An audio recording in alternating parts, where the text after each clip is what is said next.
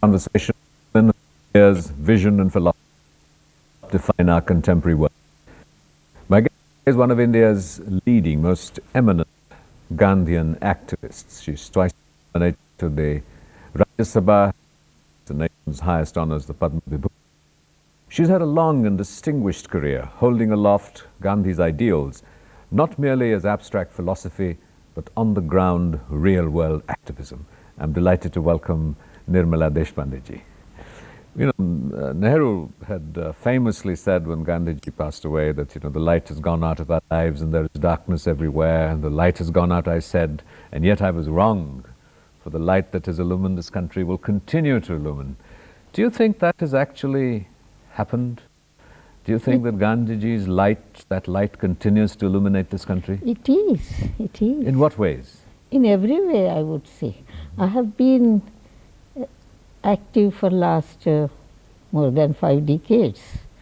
And I find that day by day, people are remembering Gandhi in every field, not only just remembering, but trying to do something also. But you know, at the prima facie level, you would say that you know, our notion of economics is completely different. There are very few efforts at true non-violence activism to bring about change. Gandhi's sort of great emphasis on transparency, personal integrity, personal reflection as a part of public life has disappeared. So in what concrete ways do you see that Gandhi still influences us beyond paying homage on days such as, you know, January 30th or October 2nd? Well, you would find 2 streams moving simultaneously, and one, as you have just described. The other one that I find, I am also engaged in it. Lot of young activists, also old ones, in various fields are trying to do something on Gandhi's lines. And many of them who have never seen him and have not even been associated with the so-called Gandhian organizations that are known. I find so much interest, not only just academic interest, but real interest in life, and they are doing something. So what kind of applications, in what ways do you see, and which of the many, you know, Gandhiji was a not just faceted man, but with so many diverse interests, identities, roles. Which of these do you see manifesting themselves again? To name just a few, I would say peace initiatives. One, as you know, on Indo-Pak front, peace initiative in Jammu Kashmir, peace initiative by ordinary people, I would say, like me, in the Northeast. And wherever there is some apprehension of violence or tension, people just swing into action. Give ordinary me an example of your own work as a Gandhian activist, say in India-Pakistan relations. You have made several visits to Pakistan. At some point you even came under criticism because you met General Musharraf and you saw kindness in his eyes, and people thought that you were being much too generous. So in what practical ways, and explain to us what the significance, the symbolism of what you do is. Well, it's very difficult to relate the two, what you do and what's happening. But I can just tell you that I have been taking Gandhiji's books, this autobiography, and a small pen which Sabarmati Ashram produces with Gandhiji's message and small picture, because they are cheap also. I can't afford. And I have given that to many world dignitaries, including dignitaries in Pakistan. And I would like to say, when I give a book by Gandhi, his autobiography, Talash-e-Haq in Urdu or in English, they just don't take it like that. They keep on their head. even that small pen. And in ruling Muslim League Party's office, they had invited us, myself with few of my friends, and I said, I have brought this for you, this Gandhiji's book. So the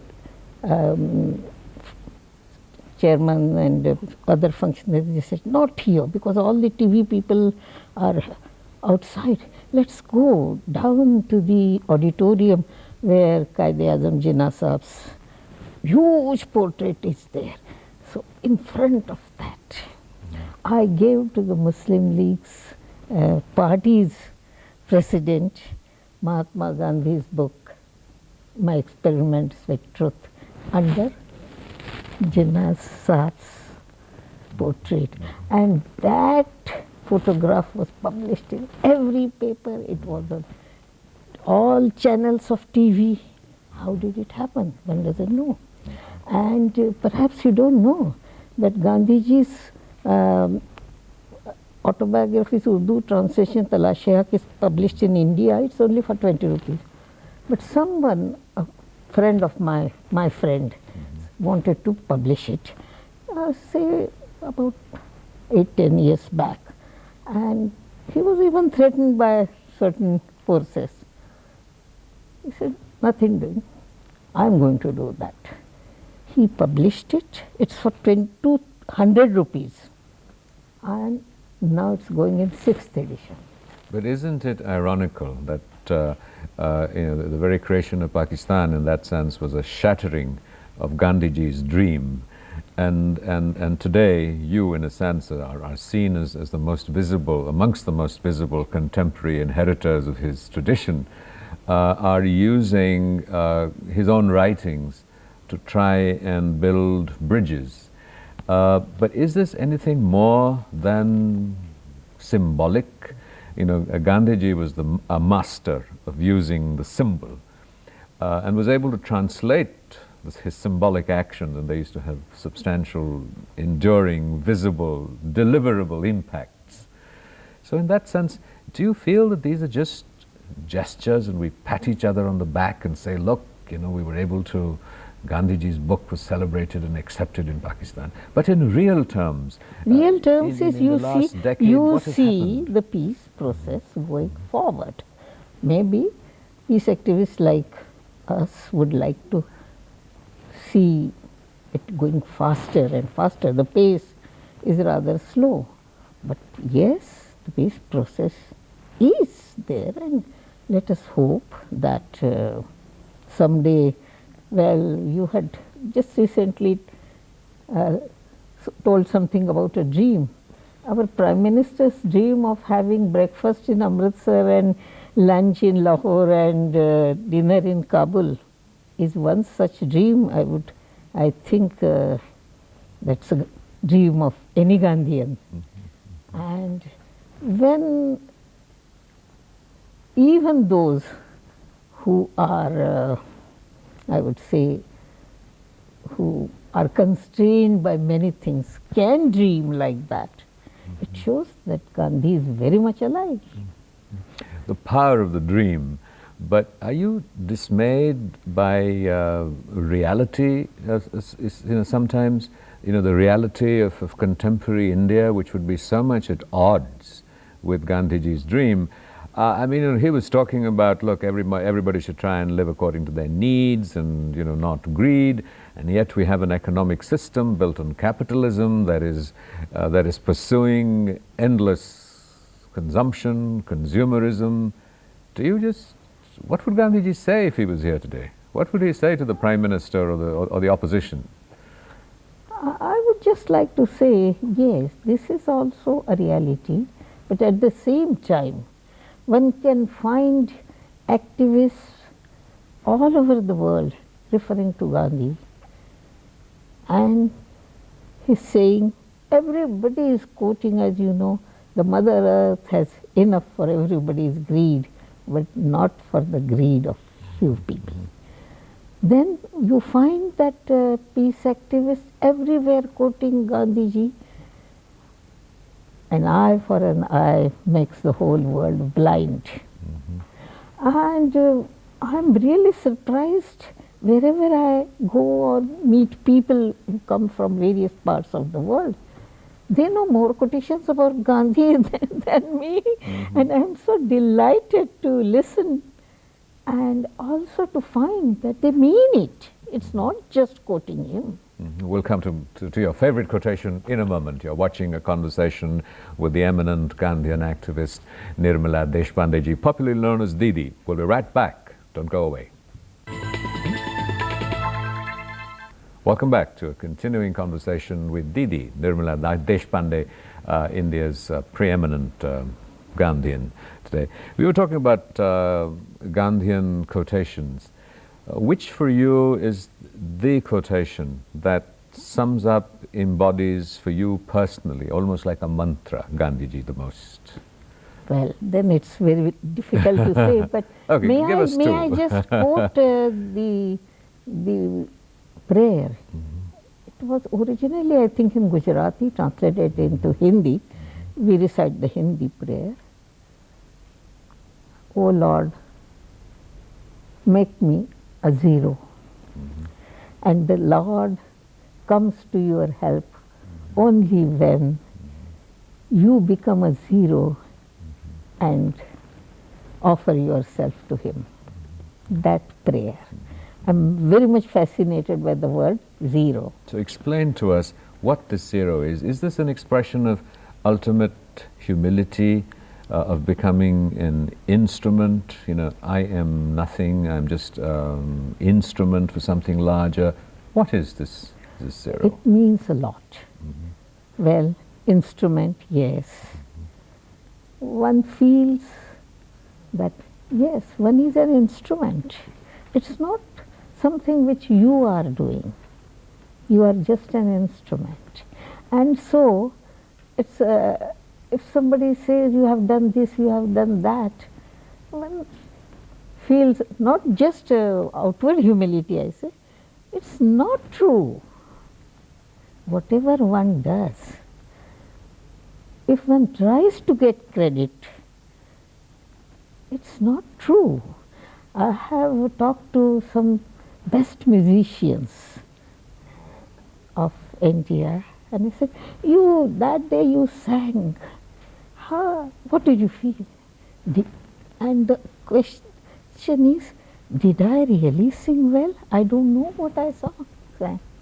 If you ask a painter, an artist, oh, wonderful, you have said, did I do that?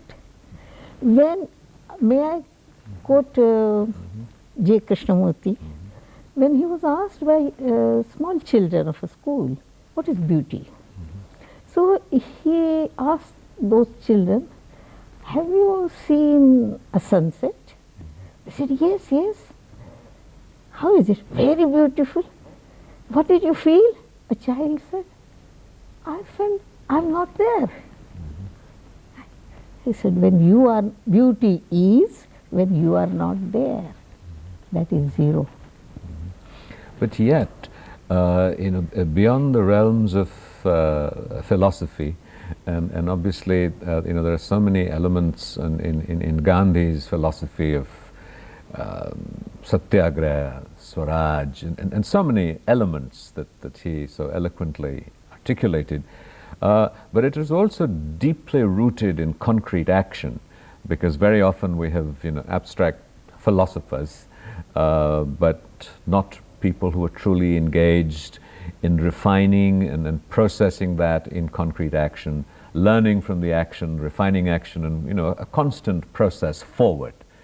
It seems to many people that from the time that Gandhi died tragically, that we haven't really taken Gandhiism forward. I mean, you have Gandhigiri as a new phrase, but we haven't really taken it forward. And we often wonder as to in what ways would Gandhiji have responded to traditional crises, traditional issues as they manifest themselves today. And would he have still used satyagraha against, I don't know what, militants in Kashmir or the Northeast? would those techniques have changed because the nature of evil, the enemy, or conflict had changed? Well, as you know me, I'm just an ordinary activist. That's how you describe yourself, but that's not how other people see you. You're not I would ordinary. like to tell you that whatever myself with all my literally thousands of colleagues have been able to do, one can't connect it to the success and the effort that we have put.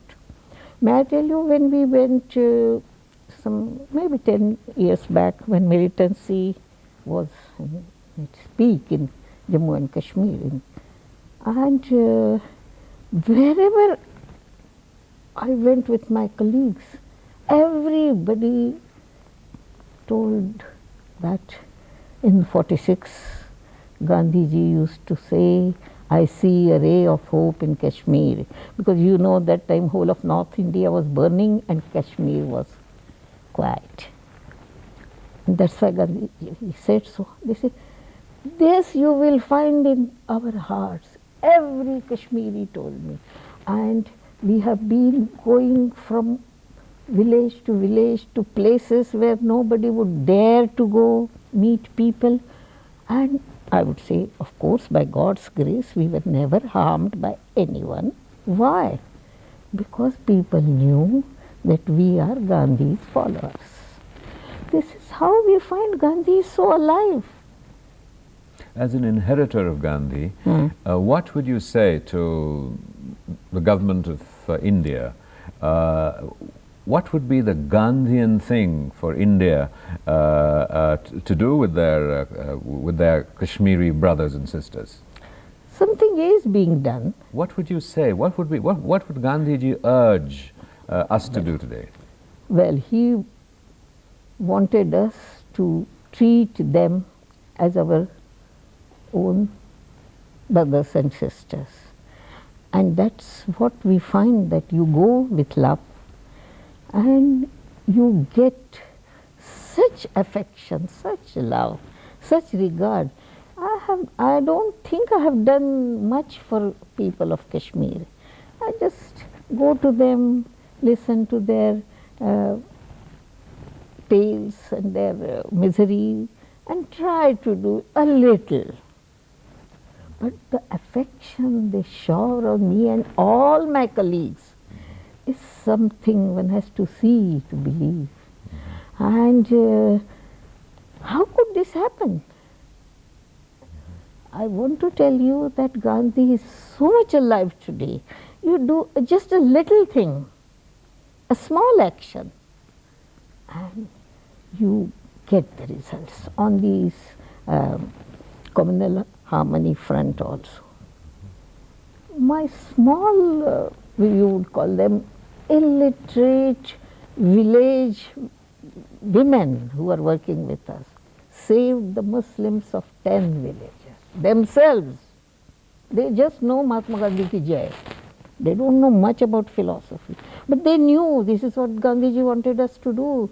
As again that quotation, he said, I have two eyes, one is Hindu and one is Muslim. I would just ask people, would you like to break one of Gandhiji's eye? That's enough. And to all the good things that are happening in the country. And common people are doing, not those whose names you find in the newspapers, just ordinary human beings. They are doing something, which Gandhi would have been very proud to see. Okay, we'll have you talk about that in a moment. You're watching a conversation with Nirmala Deshpande ji. We'll be right back after a short break. Don't go away. Welcome back to a continuing conversation with Nirmala Deshpande, often described as Didi. A great deal in recent weeks, each time a book comes up, there is something sort of an attempt, perhaps real, writing about the personal struggles of Gandhiji, his personal life, his relationships. To what degree did Gandhiji's personal struggles, and he has written so extensively about it, of his own, working to constantly refine his own integrity, his relationships with women, his relationships with his children. There was so much turmoil and confusion in the inner landscape of Gandhi, even as he worked to sort of transform that into a degree of integrity and a commitment to truth and purity that would impact the external field of action. How do you, as a student and disciple of Gandhi, look at those personal struggles that he had? Well, all that helps ordinary human beings to learn something. They say, if Gandhi could achieve this, why can't me? From just ordinary human being like any one of us, he became a Mahatma. So everybody can do that. So what made him a Mahatma for you? Well, it's very difficult. It's very difficult. May I tell you a personal story? You know his spiritual successor, Acharya Vinoba Bhave. You walked 40,000 kilometers with him. I don't know how I did. It just happened. He once had some kind of a philosophical discussion with Gandhiji. And Gandhiji told him, don't call me Mahatma till I die. Then he said, suppose they were discussing about how a realized man leaves the world. He said, it seems the moment a person really attains realization, if you are standing, you just fall like, खड़े खड़े ढेर हो जाते हैं. And then he said, if I die like that, and if I recite Ram Nam, then you can say that he was a Mahatma. It's exactly the way he died. You know, we've often assumed that somehow if you're a Mahatma or you're enlightened or you're, I don't know, whether you're a Buddha or you're a Christ or you're a Gandhiji or whatever, that you transcend, you go beyond suffering. And yet we know that Gandhiji suffered so much. By suffering in terms of his own feeling of an inadequacy, he suffered, he felt that he was personally responsible, he felt the pain of when things went wrong in the country. It was an ongoing process of engaging in this, as opposed to the contemporary utopia held out by advertising, that somehow we can all be happy and everything will be this sort of, wonderful sunset and beautiful and glorious. What has been your own personal struggle, your own personal journey that you have found the most challenging as a Gandhian in your own life?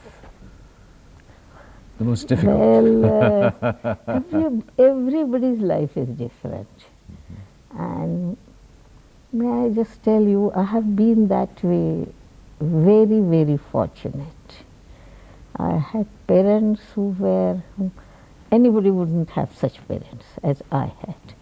I had a guru like Vinoba Bhave, and I was walking, as you said, thousands of kilometers. I never felt as if I am walking. One could do many things, one didn't know how, they just happened. So my life has been more or less a straight line. Hardly any struggle or conflicts or nothing of it. I just started walking and walked and reached here. But yet you obviously experience a great deal of empathy, and you experience the pain of those who suffer, and you respond to that. Whether it is Aung San Suu Kyi's imprisonment in Burma, yes. The cause of Tibet and the Dalai Lama, communal conflict, environment. There isn't a cause where there is pain, Yes. that you are not moved and stirred to action. What stirs you to action? Well, what? It's very difficult to say. I say one just feels one should do it. It's my duty. I mean, again I would say, I hardly feel that I have done anything. It just happens. So when you would like to review your life, as you've said, like the Mahatma, one day you're standing and one day we will all crumble. That isn't the nature of human existence. What would you like people to say about you? Because the Mahatma said that, look, if this happens, then you can call me a Mahatma. What would you like? I'm too small a person, but I would say it's. I have been always showered by grace, and I have been very fortunate. I don't know why.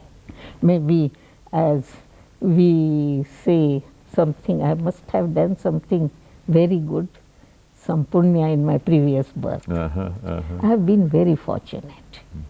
So on this grace, the grace of God, the grace of the Guru, the grace of gods, which God? Whose grace? Well, it's very difficult. It is beyond words.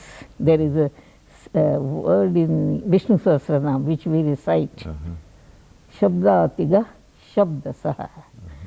That is beyond words, but just tolerates the words you use. Nirmala ji, thank you very much. This has been a great blessing and a great honor. Thank you.